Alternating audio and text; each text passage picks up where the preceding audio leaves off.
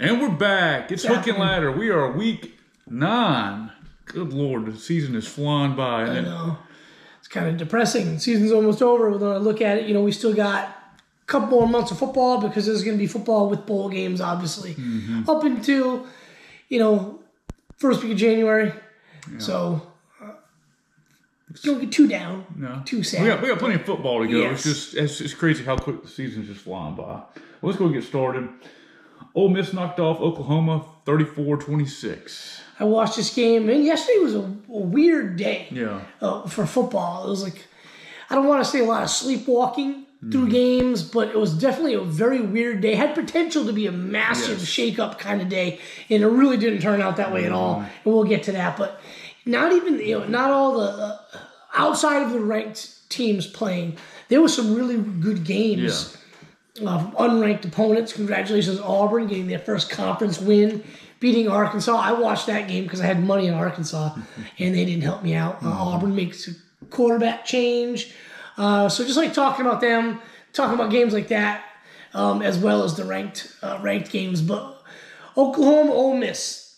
Ole Miss needed this win after losing last week to Georgia, kind of, for a little while, having that game in hand and letting Georgia kind of come back and take hold. And Ole Miss played great. Really good, solid first half. Points are at a premium when you're going up against Oklahoma's defense, and Lane Kiffin knew that, had an opportunity there in the second quarter, for a touchdown, had to settle for a field goal, and then makes a boneheaded decision with going for a fourth down deep in your own territory. Doesn't get it. Oklahoma scores a touchdown, and you kind of thought then that the Lane Kiffin of old, the Ole Miss of old, that's where it's going to get away from them. But credit Ole Miss, they marched down the field, scored a touchdown, was able to get the ball late in the game, again, needing a play, and you figured, is Ole Miss going to make it, or are they going to shift the bet again? Yeah. They hit a long pass, go down there, get a field goal, go up by 8, and then end the game there by shutting down Oklahoma's offense. Really good game. Both teams played well. I thought Oklahoma's defense played pretty good. Ole Miss is a really good offense. Yeah. Lane Kiffin's an offensive genius. You're not going to stop them. Go ahead. I thought Trinidad Chambliss played great. I thought Mateer played pretty well. They had some plays in the passing game. They really didn't run the football that well, but they had some plays in the passing game. Either team really could have done it, but I got to give credit to Ole Miss of being like, look, our back's against the wall. We got to win this game, and they made it happen. That's right. We're moving right along. Indiana crushes UCLA, 56-6. Yeah. All right, look, Indiana's a good football team. They're really good. Are they the second best team in the country? I don't know. Miami looks good. A&M looks really good. But look at this schedule. And this is why I kind of feel it's difficult to tell. Right. All right, so they play Old Dominion, then Kennesaw State, right up the road from where we were at. Who the hell is this? I have no idea who that third team is. INST, Illinois State, I guess it is. Then Illinois, ranked number 9 in the country, but that was kind of a fluke, in my opinion, that they were ranked that high. Then they play Iowa. Now they go to Oregon. That's their big game on the schedule. But this is kind of where I'm having an issue, and I've been noticing this last few weeks. As some Big Ten fans are complaining, there's so many SEC fans in the top 25. SEC teams in the top 25. Oregon, that's a huge win. Going to Oregon, winning that game. But then they got Michigan State, UCLA, Maryland, Penn State, Wisconsin, and Purdue. They play the schedule you're given. That's right. But come on, that's a cakewalk. We thought Penn State might be better. Yeah. But, that's an easy undefeated. They have one tough game. One game that's tough. One tough road game. And that's it. It's kind of BS. Now, they're a good team, but I really can't tell how good they are by the schedule. Yeah, they should beat the hell out of everybody they play. Some of the teams I really didn't. So I don't know. I would like to see these schools. Ohio State can handle it, but I'd like to see a school like Indiana play a tough schedule. A legit team. Like Alabama plays 4 ranked teams in a row. They go through that gauntlet undefeated, and then they play and they, almost lose to South Carolina. Yeah. But, we'll talk about that in a minute. Yeah. it's not easy to play in some of these conferences. I don't look at Indiana and say, oh, are you going to be really scared because you got to go to Purdue, Yeah. So give them credit. They're doing what they need to do. They're winning all their games. They're winning in most of them in impressive fashion. They're going to get to the playoff, even if they get to the Big Ten championship game, and lose to Ohio State. Doesn't matter how bad they lose to Ohio State. They're getting in. Yeah, and they look better this season. I thought they're playing much better than they played last year, and they played well last year. But the quarterback play, in my opinion, is really what's setting them apart from last year. Yeah. Moving right along, Georgia Tech knocked off Syracuse 41-16. Man, that's a team it's really difficult to get them down. We've said it before, as Haynes King goes, so will Georgia Tech. He had a big game yesterday. Yeah. They just keep riding him. 3 or 4 riding him touchdowns. and riding him. Yeah. I don't see them. They don't got their schedule here. I don't see them losing the game either. No. Here we go. Georgia Tech. Let's see. Until they meet Georgia, obviously. So they got NC State, BC. So BC hasn't won a game in conference. NC State's, they're capable. But I don't see it happen in Pitt. Pitt's pretty good. They're not gonna do a whole lot, in my opinion. But Pitt's one of those teams that every year they're gonna beat somebody that they shouldn't be. Yeah. And then of course they close at Georgia. Yeah. So they very well could be 11-0, 10-1, come play Georgia. How about Virginia knocking off North Carolina 17-16? So I didn't see much of this game until today. I watched the highlights, and I know it was a close game. Didn't realize that North Carolina went for 2 to win the game and didn't get it. Yeah. And that sucks. That sucks for them. Obviously, my buddy Bill Belichick going for the win. Their season really isn't what they wanted to be at all.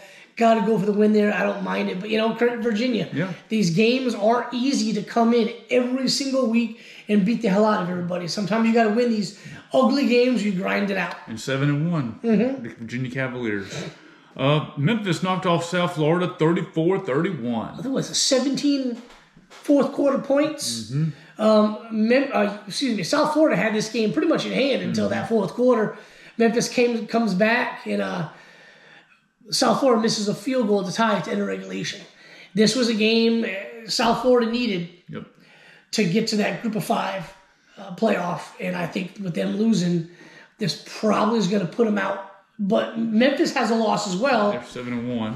But they've only got the one loss. Unfortunately, South Florida had to play. They played Florida, which is a big win for them. Then they had to play Miami. And that game against Miami is probably what's going to keep them out the playoffs. That's right. How about Vanderbilt-Missouri game? Vanderbilt knocked off Missouri 17-10. Vanderbilt, one of the 4 fan bases that should be thanking me, because I was watching other games that I put money on that interested me a little more, but I had the other games on the other TVs. I was kind of going back and forth, watching them and not paying too much attention. This was an ugly game. Yeah. I kind of think Eli Drinkowitz probably cost his team the win. Didn't go for the points, wanted to go for it on 4th down and didn't get it, and Bo Prabula breaks his leg. Yeah. Lose your quarterback for the season and maybe more. Yep, and you've got one of the best running backs in the country in Ahmad Hardy, and you don't give it to him in that situation. But they had some injuries. Their tight end Norfleet went out with an injury. Yeah. But Ahmad Hardy, he wasn't playing phenomenal, but he was making some plays, making some yards. But every time I looked, the other guy, Roberts, was in the game. Yeah, it's it's 4th and goal. If you're going to go for it, give it to him. Missouri was inside the 5 twice and came away with 0 points in that game. Can't do that. And you can't do that against a team like Vanderbilt, and which it's weird to say. But Missouri was moving the football. Yeah. Second half, when Zoller, the true freshman, came in, they scored a touchdown, but they were moving the football. And you let up the touchdown. Both defenses were playing well. I thought Missouri's defense was playing a little bit better. But again, the fumble in the fourth quarter, which ended up being the dagger. Why isn't Hardy in the game there? I don't know. There might be something going on we don't know about. I don't know, man. I just thought that was some bad game. Not so much play calls, but I didn't like the play call of Prabula. But I thought it was just bad game management by Drinkwitz. They had that game won, and they kind of pissed it away. Yeah. Well, moving right along, Alabama knocked off South Carolina 29-22. South Carolina had so many chances to win this game. They did. South Carolina had this game in the bag. Even with Alabama, they needed a touchdown and 2-point conversion to get it. South Carolina's defense was playing great all game. Lets Alabama march down the field, score, and then get the 2-point conversion to tie. And then, South Carolina's looked like they're maybe going to get into field goal range. There's plenty of time. And Lenore Sellers fumbles. Alabama goes down, scores a touchdown. They didn't even need a touchdown. They kick a field goal to score a touchdown and win the game. The South Carolina fans all left their seats and moved down to storm the field, and they lost. Yeah. Again, another game I had on but wasn't paying too much attention to. And the minute I start really paying attention to is when Alabama goes down and scores a touchdown, then the 2-point conversion to tie. So another fan base should be thanking me for tuning in. BYU knocked off Iowa State 41-27. BYU quietly is 8-0. 8-0. They were down, too. They were down. There was a couple of times they were down a good amount early. I didn't really watch much of this game. They were down early, came back, took the lead. Iowa State hit a really big run play to get all the way down inside the 10, scored a touchdown, retook the lead, and then it was kind of back and forth when BYU overtook them. Iowa State tried to come back, and then they threw a pick six, and then that was pretty much it. Yeah. Well, moving right along, Washington knocked off Illinois 42-25. Man, the Flying Dirty Gurts are kind of taking that nosedive right now. I really thought they had a chance to go into Washington to win the game and kind of salvage their season, so to speak. But give credit to Washington. They're playing well. I don't think that they're going to really contend until maybe 2 years from now in the conference. You never know, maybe next year. But they're playing pretty well. They're winning the games they need to win. I think that's a ranked opponent, right?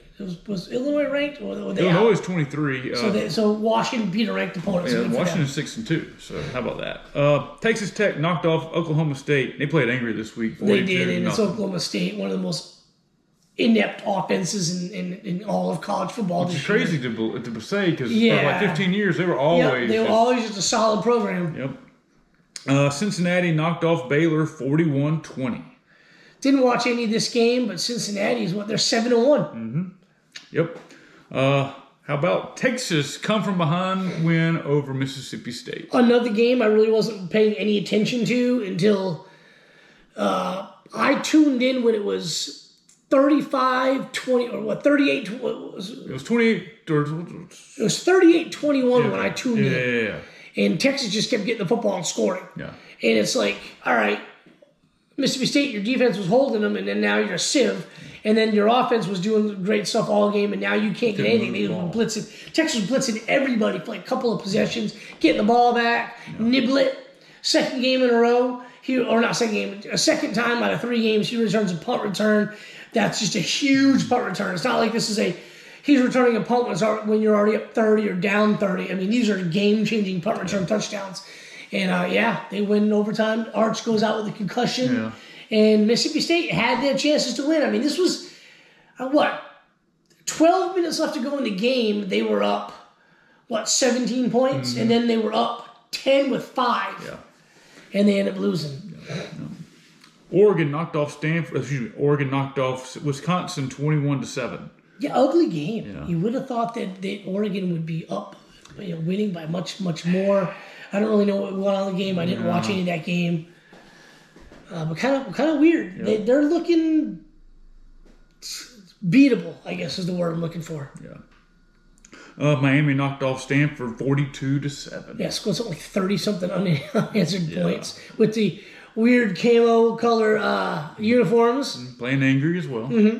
Yeah. Texas A&M knocked off LSU 49-25. I watched this game. A&M is really good. A&M looks really good. I mean, that was with surgical precision, that second half for A&M. I mean, they were down at halftime. Yeah. I mean, they were making some plays, but LSU's defense was keeping LSU in the game. They picked off Reed in the end zone after a long drive. Yeah.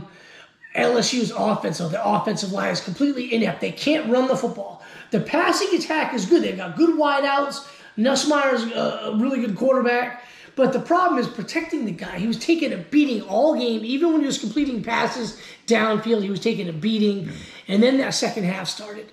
And Marcel Reed was throwing dimes. And when he wasn't throwing a dime, the wideouts were just reaching up in midair, catching it with one freaking hand. Running backs looked good, and then the defense just came after him. That was as good as a half of football as I've seen. And so it's the first time LSU has lost by that much at home by a team that wasn't Alabama since 1991. And I want to say out of the last 25 games, they were 23-2 at nighttime, and they just got rocked. Somebody had a big sign in the end zone every time A&M was driving to score. They would just pan to the end zone. There was a dude holding up a sign. It was like Kelly must go. It was go spelled in the Geaux. I thought that was hilarious. A huge contingent of A&M fans there. That's one thing I liked about these Alabama at Kentucky. The road teams won, and the whole team went down there in the end zone at corner where the fans were, and were just singing and doing all that stuff. I know people got on Kirby for doing that at Auburn, but yeah, that's what you do when you go on the road and you win in this conference. I thought that was pretty cool to see. Yeah. They look like the best team in the country. They do look really, really I've good. watched a good bit of Ohio State, but it's tough with Ohio State. You don't know because they don't play exactly. anymore. Outside of the Texas game, they really haven't played any elite defenses. And look, I know they beat Texas. They beat them, 14-7? We all know that Texas's offense is kind of shitty. They did score 40-something points yesterday, but it's not the greatest offense. Yeah. Their defense is still legit. Yeah. Louisville knocked off Boston College 38-24. Boston College is winless in the conference. They're, I think, 2-5. Yeah. Not a surprise by that score. No. Michigan knocked off Michigan State 31-20. Watch this game as well. Score to me isn't as close. It looks closer than the game was. I thought pretty much Michigan had this game in hand. There was one spot where Underwood fumbled, got it, but it was like, they said the dude was offsides. Wasn't offsides. They kind of got jobbed. But he fumbles. Michigan State gets it after they scored a touchdown. I think it was 14-7 or something like that. But they reversed it, and then Michigan went in and scored. And Justice Haynes, dude was not... It's not like when he transferred from Alabama, it's not like he wasn't playing. That dude was getting in the games, getting a good amount of carries. But he transfers to Michigan. Best thing that dude's ever done. Another 100-yard game and a tutty. I think he went for 150 or something like that. 152. And one touchdown? Yeah, 2 touchdowns. Yeah, 2 touchdowns. I mean, he's looking real good. I mean, he's their workhorse. And if I'm not mistaken, this is his 3rd year. Yeah. So he could go pro after this year. But if he comes back another year for Underwood, man, they might be something special next year. Well, they're quietly 6-2 right now. Season's still ahead of them. Tennessee knocked off Kentucky 56-12. Tennessee gets back into form after losing to Alabama last week. They look good. They scored pretty much offensively every way you like to see. Intermediate passes, short passes, running game, and then long bombs. And they just put a clinic on Kentucky. I feel bad. Kentucky's got a good... Their team's not garbage. Right. They're competing. They're getting beat. The schedule. Yeah. I mean, you're playing Georgia. You're playing Texas. You got Tennessee. You get a bunch of ranked teams that you end up playing. And... Ole Miss, and they're in these games. I mean, they're not getting the score. Yeah, they kind of get blown out yesterday, but they took Texas to overtime. They should have won the game. Yeah. I mean, another example of you're trying to win the game in overtime. You go for it, say kicking the field goal, but it's all right, fine. We kick the field goal in overtime. Texas scored a touchdown. We lose anyway. Might as well go for the touchdown. Right. They're in these games. I mean, Georgia and. They were in the game against Ole Miss. Georgia and Tennessee were the only 2 games that really weren't in it. Yeah. Well, moving right along, one more game left in the top 25. Houston knocked off Arizona State 24-16. And Houston had to come from behind. Arizona State was up pretty good on them. What was it, 21-7 or something like that? Houston had to come from behind. Good for them. Any other games we want to talk about in the top 25? Not that I'm aware of. Who did Syracuse play yesterday? Did we already talk about that? No. Syracuse got spanked. Who did they play? There it is. Games. Yeah, they played. We did. It was Georgia Tech. Yeah, they got spanked. I remember they got spanked. Yeah. But coaching carousel is crazy. Hugh Freeze gets a much needed win. I still think they're going to move on from him. Jerry said he was kind of thinking they don't. Mm-hmm. There's a lot of teams going to, unless there's a turnaround. I see Mike Norvell going. Mm-hmm. I kind of have a feeling Kentucky's going to fire Stoops at the end of the year. Which is really, do they really need to fire him? They don't need to fire him. That's stupid. Who are you going to get that's better? Mm-hmm. He's a good football coach. If he gets fired, there's going to be a lot of SEC schools clamoring to get him on the defensive staff. That's right. So you got Penn State, and if Penn State brings in Cignetti, I think you're going to have some turnover in the Big Ten. You can have, obviously, an SEC. You got rumors of Sark going to NFL. Yep. So you're going to have maybe something with that as well. But some of these teams, I don't think you need to fire people. Like Hugh Freeze. They've been screwed in 2 games by the refs. Mm. 2 games they easily could have won. One of them against a big rival. Another one, a ranked team on the road. Who are you going to get that's better than Hugh Freeze? There's rumors Lane Kiffin going to Florida. Maybe he's not now. But then if he does, who's Ole Miss going to go after? They're going to go after somebody. Probably going to have to get a coordinator. Mm-hmm. I don't really think, unless it's a retread that's already been fired. I don't know. It's crazy. The coaching carousel is crazy. But one of the reasons Jerry said he didn't think Hugh Freeze would get fired is you fire Hugh Freeze and you got Florida open, you got Penn State open, you got Florida State open, let's say.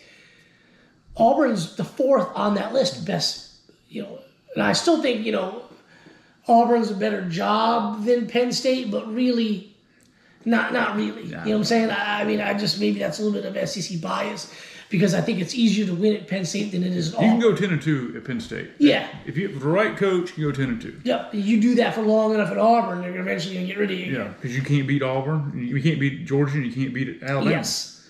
But I don't know. I think some of these schools need to kind of just rethink things. Yeah. Well, it's an arms race, and a lot of these schools and programs are falling behind. Yeah, and I said it to last time we did the show. Hugh Freeze's problem is he keeps bringing in a transfer quarterback. So they bench Jackson Arnold, and they bring in the other transfer they got. He's like, you need to recruit a kid, sign him, and maybe let him sit 1 year behind a transfer, and then let that kid play his sophomore, junior season, and get those multiple years with one guy under center. And we were talking about the Vanderbilt game earlier. The 5-star QB that's committed to Georgia, out of Nashville, number 1 QB in the country, committed to Georgia. Mm-hmm. Well, Gunnar Stockton's probably going to come back next year. He's not good enough for the NFL. He'll probably come back. So then this kid, the 5-star kid's going to be competing the following year with a dude who's been there 3 years, and that Puglisi kid, and then another kid they got, Montgomery. Yeah. Now, is he talented enough to beat him out? Probably, but he could go to Vanderbilt and start next season. That's exactly what Raiola did a couple years ago. Says, all right, I don't want to go sit behind Carson Beck. And we're using Georgia example, but they happen to be on the losing end of that one with Raiola. And then maybe this one with, I think it's going to happen. I think the kid's going to end up leaving and saying, all right, I'm going to go play for Vanderbilt. Yeah. And that could be costly when Vanderbilt loses all these guys they got from that Lee brought with him. Well, that's another thing. Somebody's going to offer him a job. He played there, though. I don't know. I mean, you're probably right. Someone's going to offer him whether he stays or not. I mean, do we really think Vanderbilt can compete at this level? Well, now they can. Now, can they get people on the roster? Well, that's the thing. Like, all these guys that are having this awesome season for them, they're gone after this year. If you look at the recruiting rankings, they're not that good. You can get guys in the portal, but, I mean, they're going to be fighting a lot of schools for these top players in the portal. I don't know. Can they sustain that? But my point is, you've got this kid thinking about maybe going to Vanderbilt now, because, and then you got these dudes don't want to sit. Mm-hmm. They don't really want to sit behind guys. So, I mean, I think Hugh Freeze needs to get a QB, let him sit for 1 year and learn, and then you give him the helm for 2 seasons. That's how NIL at Auburn's good. They're great in the transfer portal, and they recruit pretty good. It's the quarterback. It's the quarterback that's really not good. I mean, Jackson Earl got benched after the pick 6. He's got 2 great wide receivers. He's got 2 amazing wide receivers. Actually, 3. Yeah. He's got pretty good. Running back's not bad. That what's that kid's name? got the weird hair. He's not bad at all. The defense is good. They've had a good defense the last couple of seasons. It's been the offense that's been just completely inept. I don't see why this offense should be that inept. They've got weapons. They need a quarterback that can deliver the football. Maybe this new kid they put in the second half yesterday is going to be the difference. I don't know. They won the game. That's right. Georgia taking on Florida in the cocktail party. Yeah, world's largest outdoor cocktail party, which they didn't want us to say that anymore. Yeah. It's just called the cocktail party. Yeah. No, it's the world's largest outdoor cocktail party. It's going to be a huge game. I don't care that Florida's fired their coach. I think they're going to be ready to play. Yeah. I think this game is going to be huge. I still like Georgia in it just because of the experience of these guys winning this game. But I wouldn't count Florida out at all. No. I might flip-flop back and forth all week on that one. At noon, we got a Vanderbilt against Texas going on. I mean, Vanderbilt's got a tough schedule. They got Texas, Tennessee, Auburn, and Kentucky. Right, that's left on the schedule. I mean, rough. That's 4 losable games right there. Yeah. They go 3-1. They're in the playoff. Oh, easily. Texas is 6-2. They got to win out to get in the playoff. Yep. Then they got to play Georgia and A&M. Yeah. In the season, got A&M, don't they? Yep. Wow. Last game of the season. Penn State, Ohio State. Who knows? Even before the season started, I wouldn't have thought anything. It would have been a guaranteed Ohio State win. It doesn't matter what happened so far. They can be undefeated, and I'm thinking it's a guaranteed Ohio State win. You got Miami against SMU. Yeah. You got West Virginia, Houston. That'd be a decent game. Yeah. Louisville versus Virginia Tech. Be a pretty good game. Yeah, Louisville's having quite a good season. 6-1, knocked off Miami last week. Indiana's got Maryland. Cignetti really needs to keep his freaking mouth shut with that schedule. Notre Dame's taking on Boston College at 3:30. Texas Tech, Kansas State. South Carolina against Ole Miss. Yeah, that'd be a 7 decent o'clock game. We got Oklahoma against Tennessee. At Tennessee, that'd be Tennessee's defense isn't that great, but if they can hold the running game halfway decent, I think Tennessee's got a pretty good shot winning that game. This is an elimination game. Both of those are 2 lost teams right now. Yep. Georgia Tech's got North Carolina. NC State. So Tech's going to NC State at 7:30 kick. The Trojans, you got Nebraska. That's a 2 lost teams right there. USC and Nebraska. That's 7:30 kick. And the nightcap, 10:15. You got Cincinnati and Utah. That'd be a really good game. Really good game. Yeah. The playoff rankings are going to 2 more weeks. There's a lot of 1-loss teams. There's a lot of a handful of 2-loss teams. I kind of think the teams that lost 2 games already, they lost too early in the season because you go to say for example you're Alabama, you got 1 loss. Number 4 in the country. You lose a game, you're probably 10 or 11. Yeah. But look what Tennessee's at. Tennessee's going to be by tomorrow they should be ranked 16th or something like 17th. I mean, I think those 2 losses. They lost too early in the season. You can lose at the end of the year, and you don't get dropped. If you're that high up, you don't get dropped far enough back. I kind of have a feeling we're going to see minimum 3 Big Ten teams in. I think it's going to be Indiana, Ohio State, and Oregon. I think they're going to let Notre Dame in because it's Notre Dame. I think there's going to be an SEC team just like last year that gets left off. I mean, last year the team that got really left off, people was like, "Oh, South Carolina." It was Ole Miss, but they had a chance. They lost to Florida and got bounced. That was their de facto playoff game. So SEC got Georgia, Tennessee, and Texas in. I still think the SEC gets 3 in, but it might be the 3 that could get in. It could be based on schedule because you're going to have teams that don't go to the SEC championship game. You could have. I mean, there's a lot of football to play. I don't know why I'm talking about it right now, but I'm just kind of looking at things because somebody mentioned to me that it was on Twitter, Indiana when they're probably going to end up hosting an SEC team at home, and they're they're going to run 60 on them. I'm like, it depends who that SEC team is, So we'll see what happens. A lot of football left to play, but so far it's been a really good season. And like we said at the beginning, I thought yesterday had the potential with Texas almost going down, Alabama almost going down, and Vanderbilt almost going down. 3 really, really good SEC teams that had the potential to be this major shakeup Saturday, and all three of those teams came back with Alabama and Texas coming back in dramatic fashion. So, good for them. Could have been a way more interesting. It just could have been a little bit more fun on a Saturday. Yes, but it is what it is. There's a lot more football to be played. It's week 9. We're going to week 10. We'll see you guys next week. See ya. Bye.